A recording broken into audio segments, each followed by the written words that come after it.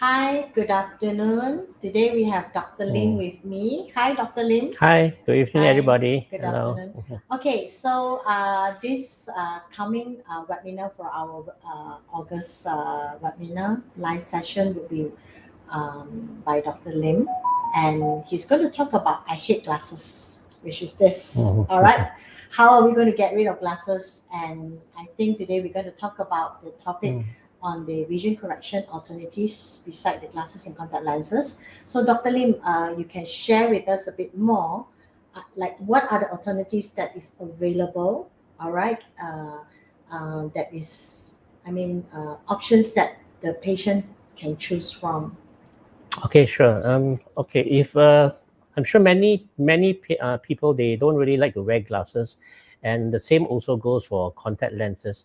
So apart from these two ways of correcting your vision, there are actually a few alternate methods. Okay, one of them is actually something called photorefractive surgery, or more commonly known as LASIK.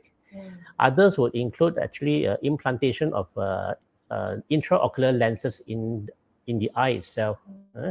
Examples will be like something called the implantable collamer lens. There's also other types of implantable lenses, such as the artisan or the cachet lenses. Mm. And for those who are also like looking to correct presbyopia, or they also have a bit of cataract in their eyes, they can actually consider implanting. They can actually consider a lens extraction or cataract surgery and implanting a multifocal intraocular lens.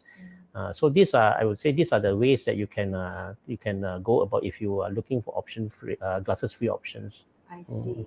So these are the available options, and I believe that we have to go through certain like assessment to deem the suitability, right, Dr. Lim? Yes, of course. Every Mm, procedure is not for everybody. mm. Um, So you will have like certain criteria to be met to fit for that procedures. So, okay, Dr. Lim, just now you mentioned about photorefractive procedures. Is it mhm. something like LASIK? You're referring to LASIK? Yes, LASIK would be a very good example of a photorefractive procedure. All right. Uh-huh. So is LASIK actually suitable for everyone, as in general? Because I think a lot of people will have this Mhm. myth and also like uncertainties, Mm. or a lot of people saying, not everyone is suitable, or they would deem that everyone is actually suitable. So is it suitable for everyone? Okay, actually, LASIK I would say is suitable for many people, but of course there are exceptions. It is not for everybody. Mm. That is why if we were to if we want to offer LASIK to a patient, we will need to the patient to undergo a very thorough assessment to make Okay. sure that they really have the criteria to be suitable for the procedure. Because we don't Mm-hmm. want to do it on a patient who has uh, who are not suitable for this procedure, because that may lead to complications. So we Mm. always have to be very careful when we In, assess these patients. yeah, in what manner or what condition that the patient would not be suitable? Okay, well, generally, if we are talking about the eye itself, Mm. I would say the most important thing would be there should be no other pre-existing eye diseases, okay, which will Mm. affect the visual outcome. And then a very important is actually assessment of the cornea. First, the Okay. patient should have adequate corneal thickness, Okay. and the cornea should be structurally normal and not have any corneal degeneration diseases such as keratoconus. Okay, Mm. and of course, as I mentioned earlier, there should not be other pre-existing eye conditions such as glaucoma or inflammation Mm. Mm. and all that. That means Um, it has to be like healthy eyes lah, without any eye diseases, right? yes, of course, that is for the eye itself. Other general considerations, of course, the refractive power of the eye should be stable for at least a year. Mm. Okay, because if the so-called power is not stable, and if you were to perform this procedure, then after a year or two, then the power may recur. Mm. So at what age onwards that the patient is deemed suitable? Is there an age cutoff?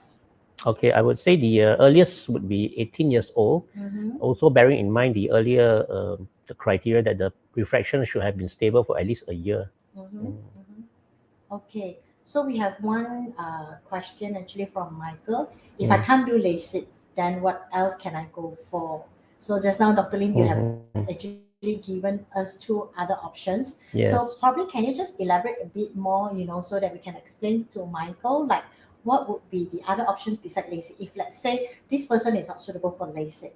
Okay, yes. Okay, I'm sure if the person is not suitable for LASIK, I'm sure they would be interested in other options to correct their vision. Yes, Yeah. okay. As I mentioned earlier, if you are not suitable for LASIK, the other things that you can consider would be implantation of an intraocular lens in your eye. Okay. So the choice of the lens to be implanted actually depends on a few things. Firstly, would be like okay, one of the things to consider would be whether are you in the presbyopic age group. That means are you at the age where you actually need reading glasses or not? Another consideration will also be whether do you have any signs of cataract or early cataract in your eyes. Okay, now let's say if you are fairly young, you are not in the presbyopic age group at all, then probably I think you can go for what they call phakic intraocular lenses. That means we don't disturb the original lens in your eye, but we implant a lens inside the eye which will correct the power of the eye. So these implantable lenses, basically there are two types. One type can be implanted right in front of your iris, okay, whereas the other one is implanted behind your iris, just in front of your own so-called crystalline lens. Okay, so these implantable lenses, they will correct your distance vision. For young people, they will not need any correction for near vision because they are so-called not in the LOFA age yet. Now, if you happen to be in the like 40s and above, and you're starting to have a bit of presbyopia or LOFA, and if you want to correct that as well, you don't want to wear reading glasses, then you can consider, yes, one of the things you can consider actually, it would be what we call monovision LASIK. That means we use LASIK to correct one eye, your dominant eye, we correct it for distance. That means full correction for distance. Whereas the other eye, we can leave it to have a bit of residual myopia there, short-sighted a bit, to allow you to read, to have good near vision in that eye. However, this monovision LASIK, actually, I would say only about maybe 50 to 60% of people are comfortable with this system, suitable for this system. Okay, so the other option, if you want to correct your presbyopia, would be actually implantation of a pseudophakic multifocal intraocular lens. Okay, that means what we do is we actually have to surgically remove your natural crystalline lens and replace that with a multifocal artificial lens, intraocular lens. So this multifocal intraocular lens can correct your distance as well as your near vision. But that would be on a different category of patients, right? So be it for whichever options that is available, then it will still have to go through a thorough assessment. And then for you, like Dr. Lim, you will actually advise accordingly based on the patient's condition as well as the requirements needed. Yes, of course. Now, Dr. Lim, just now you mentioned about those people who have reading problem, which means like what we call LOFA, Yes. right? So like people who are short-sighted and LOFA, they won't have like the perfect of both worlds, right? Yes. So which means just now what you mentioned about the monovision, they would have to like forego a bit of the distant vision. Am I right? Yes, if they go for the monovision concept, then of course in that eye which we allow them to see near, the distance vision will not be that good.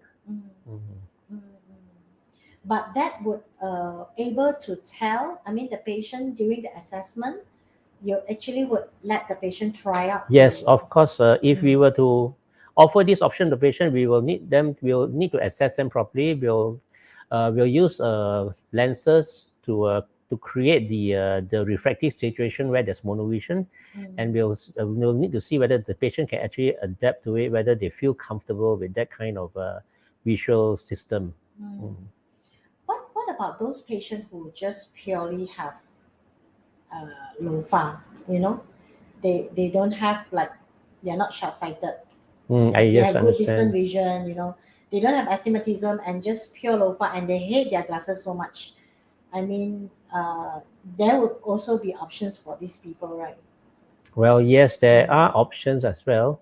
If they hate reading glasses, well, the other thing, the most non-invasive thing they can consider would probably be there are actually presbyopic contact lenses actually. Okay.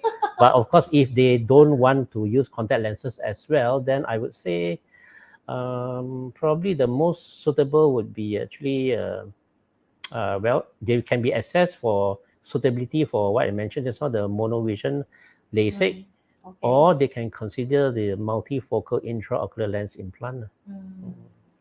Anyway, by the time when they have the LOFA, the age group, the category will be at a different level already, right? Yes, correct. Okay. Yeah. So Michael has another question. Sure.